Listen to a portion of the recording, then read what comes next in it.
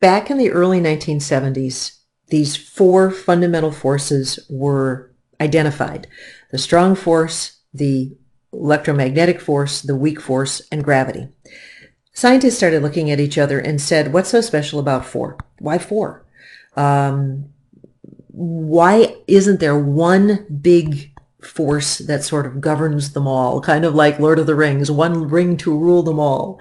Well, the hypothesis was that all four of these forces were really one force, but they only acted like one force when you had extremely high temperatures and extremely high energies. What kind of temperatures and energies? The sort of temperatures and energies that occurred at the moments of the Big Bang.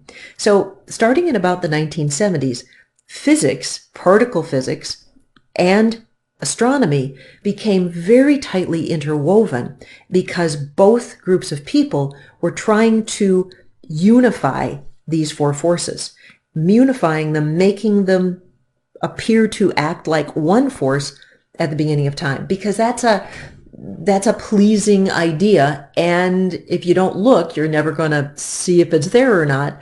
And so scientists said, let's see if these four act more like one. To give you this idea that many forces can act like one, the concept is that there's symmetry and there's broken symmetry. Here's the idea I want to get across. Let's say you take a coin, like a penny, and you rotate it on its axis on the table. It is going to constantly be turning between heads, tails, heads, tails, heads, tails. And if it's constantly moving so fast, you're going to think that is one thing. You're never going to know that there is a head side and a tail side. Well, at very, very high temperatures and very high pressures, sort of like the beginning of the Big Bang, it is believed that the individual forces that we see, electromagnetism, the weak force, the strong force, and gravity, were moving with such intense energy and heat that they acted like one, but as the universe cooled, they separated out. The symmetry was broken. What looked like one thing actually started cooling down and becoming multiple separate things. There is a lab down in Batavia, Illinois called Fermilab, and it is a huge particle accelerator. And when you ever drive into Fermilab, there is this sculpture that you drive under, and the title of the sculpture is called Broken Symmetry, because particle accelerators for the last 50 years or so have been looking to figure out how we can take these four forces and go back in time and heat and pressure, and how could they have been one at one point in history. Now you might go, there are three pillars here, not four. Well, the reason is, at this point in history, we're pretty sure that we have been able to pull a couple of these forces together at high temperatures. So back in 1983, it was hypothesized that the electromagnetic force and the weak force would actually be the same force if you could get temperatures and pressures hot enough. So we've got these separate forces, strong, electromagnetic, weak, and gravity. And the idea was that if you got the temperature hot enough, the weak force and the electromagnetic force would weave together into one, kind of like that coin that's rotating. It was hypothesized that particles called W and Z particles would be found at particle accelerators. And people who do this for a living hypothesized what their mass was going to be, how fast they would be traveling, how much energy they would have.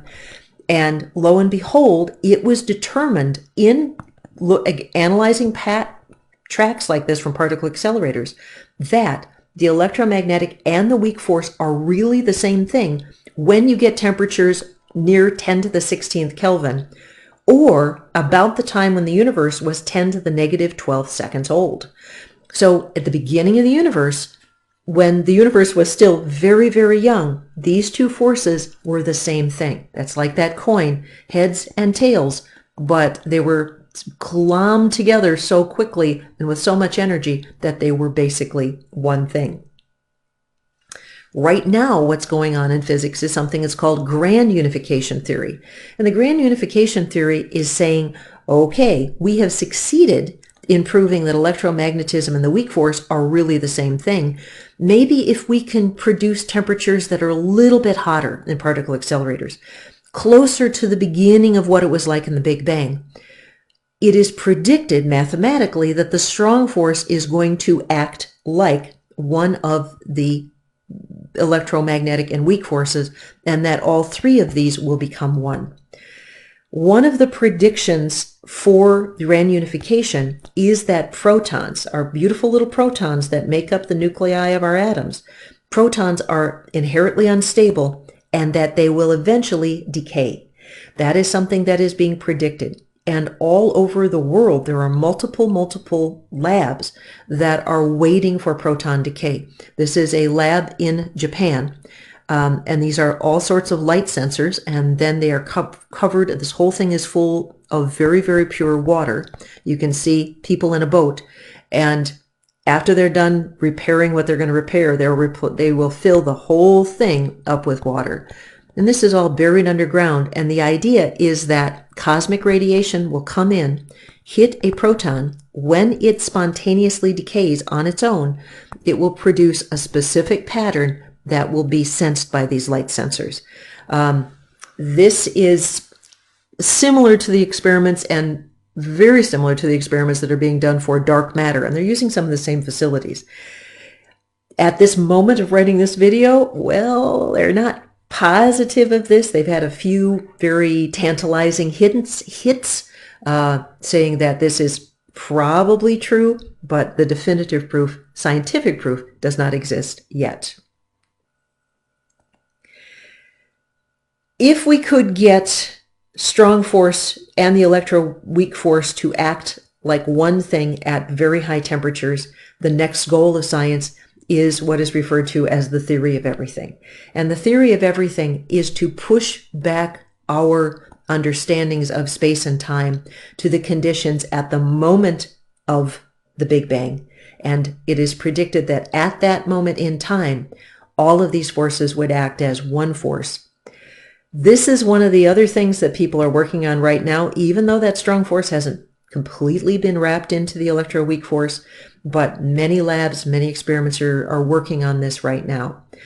In order for us to really make gravity part of this discussion, we have to have a better theory of gravity, because everything else we're talking about particles that are moving really, really nutty crazy fast and deteriorating, and antiparticles, and then there's gravity, which is the curvature of space. These two things, as Sesame Street would say, are not like the other. So in order for us to understand that, we've got a lot more to learn. So Big Bang in the beginning. It is mathematically possible for the whole universe to have begun from nothing. If you've ever taken a chemistry class, you've heard of the law of conservation of energy. The law of conservation of energy says that energy cannot be created or destroyed. The law of conservation of mass says mass cannot be created or destroyed. The Big Bang Theory amazingly does not violate the law of conservation of energy. In the beginning, there were equal amounts of positive and negative energy. It's kind of like having a positive bank balance in your checkbook and having the same amount of bills compared to this is what's in your wallet. It is believed in the beginning that these two were perfectly balanced and the universe started out with nothing. Not common, not typical, but as many astronomers say, it only had to happen once, and 13.8 billion years ago or so, it did. Our current inflationary theories do a really good job of explaining this lack of violation of the law of conservation of energy, and that, to me, is quite magical. How you can get the whole universe to expand from nothing, that's just wild and crazy. There are other theories out there, and a theory is a story to explain science. That is what a theory is, a story to explain experimental evidence, not just a bright idea, but something that explains lots and lots of experiments and lots of data. Some of the other theories that are out there, one of them is something called the multiverse theory, that you and I live on one universe and there are many other universes above us and below us. Right now, we don't have a way of proving or disproving this multiverse theory. So until we can experimentally test something, then it's still in the era of a good story. But we have to have experimental evidence before science can adopt something. There's superstring theory. Superstring theory is this concept that all matter, even electrons and protons, were tiny little strings, little vibrating, oscillating strings, and they vibrate in different ways. And this manifested all the particles that we see. Superstring theory has kind of fallen out of favor. People have been working on it for 50 years without a lot of experimental evidence. And since gravity waves were detected in the last decade, this theory has kind of really gotten put on the back shelf. There's something called M theory or membrane theory, kind of an amalgam of multiverse and string theory, basically saying the universe is a flexible membrane. It had some different predictions that didn't agree with Big Bang, so that one's kind of been disproven too. So Big Bang theory and grand unification are the best stories we have at the moment to explain what we see in our universe. Now, I always love the Horton Hears a Who theory of the universe, and who knows, ladies and gentlemen, maybe you and I are tiny little dust mites on a flower in somebody else's universe. Wouldn't that be interesting? So what's the future going to hold in science and astronomy? We need a better theory of gravity. And how do we unify that with the other forces? That's going to require that we have a lot more information about dark matter and dark energy. Those are big question marks. We've been only working on dark matter and dark energy for about 20 years. And in that 20 years, we have some answers, but we have a lot more questions. More telescopes, better telescopes are being produced and being launched by NASA and the European space agencies and other countries every single year. Those are going to give us a lot more data from outer space. When we send people to space, they experience it in a human way. When we will probably be colonizing Mars within 50 years or less. And that's important for that we become a two-planet species for our long-term survival of the human species. Living in space, tourism in space, I don't know if I will live to see it, but you are young and you will probably get to a point by the time you are old people that you're going to be taking your grandkids to Disneyland in orbit.